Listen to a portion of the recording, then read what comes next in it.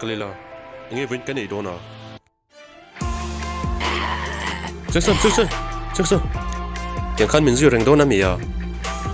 Tôi nghe duy chỗ không chơi.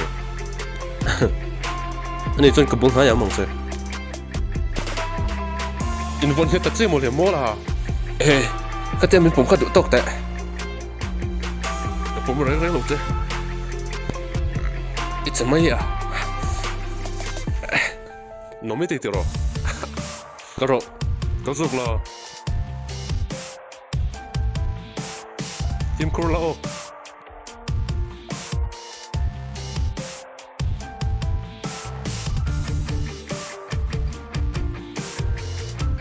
มินซาโร่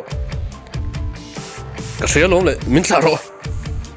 อันตัวจุงว่าชัดสว่างเสียเสียโมมีปางไม่ได้ชิ้นขาดูตกละเสียกันไว้กันดำช่องไงตัวนี้กันดำช่องโดนติดปอร์เซียสิหรอวะ SOS ไซน์นี่กันเสียมาไงนี่